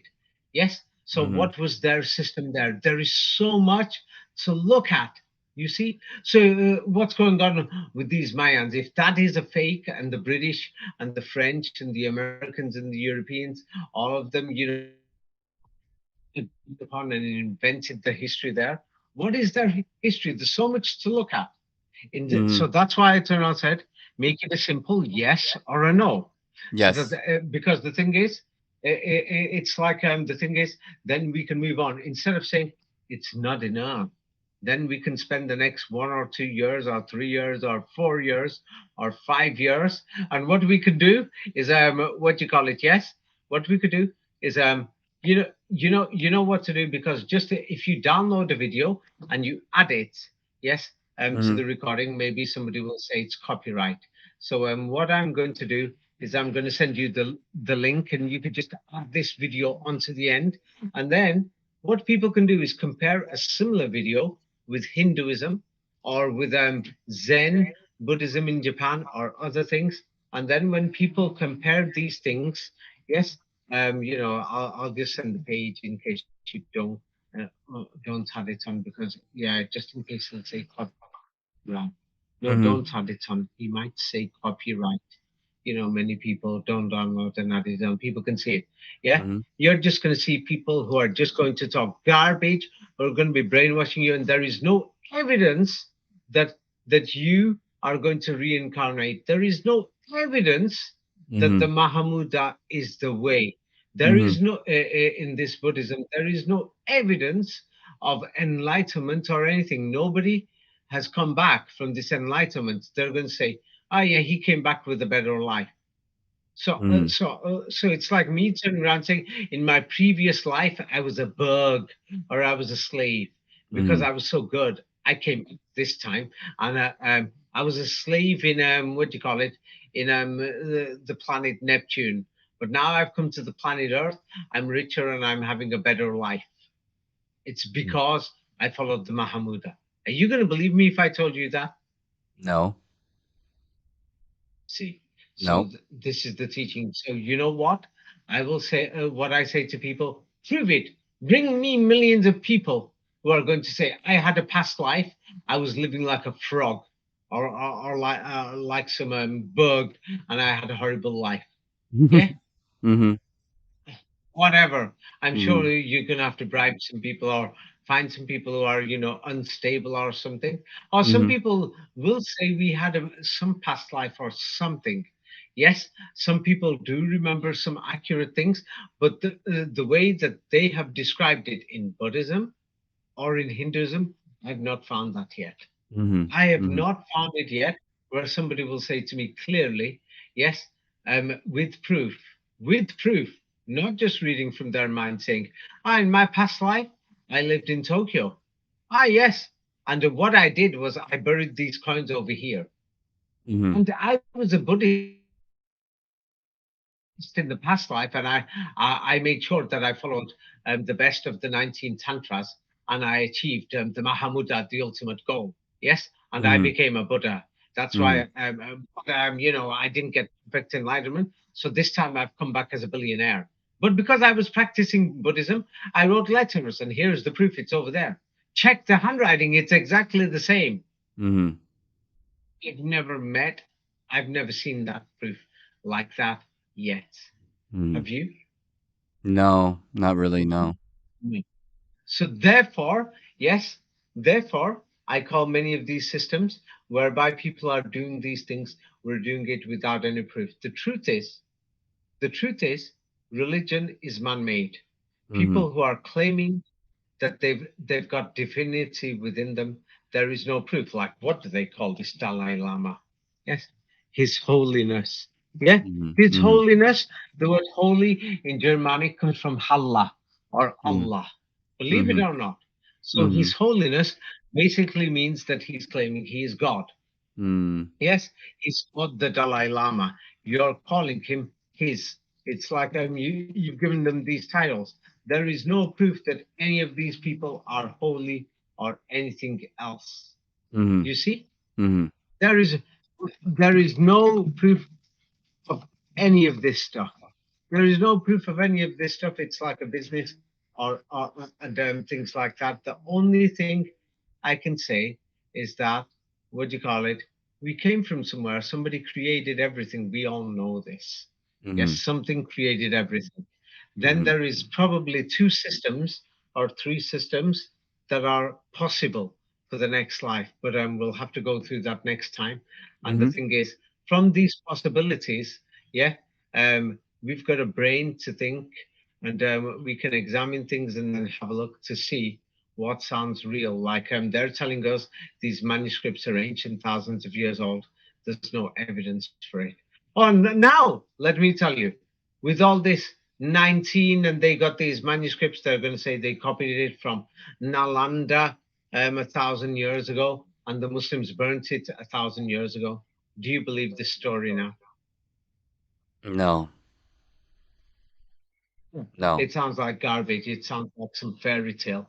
Oh Yeah. yeah, they copied it 1,000 years ago, and it had the 19 this, 19 that, 19 this, 19 that. But then again, when you go to NASA, it's 19 this, 19 that, and you can Yes. just keep on going.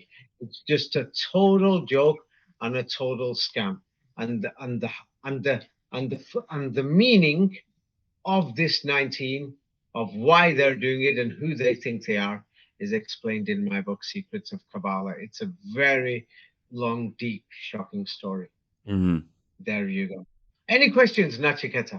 No, no, I think it's pretty clear, and I think we're Well, just Nachiketa, yeah, yes.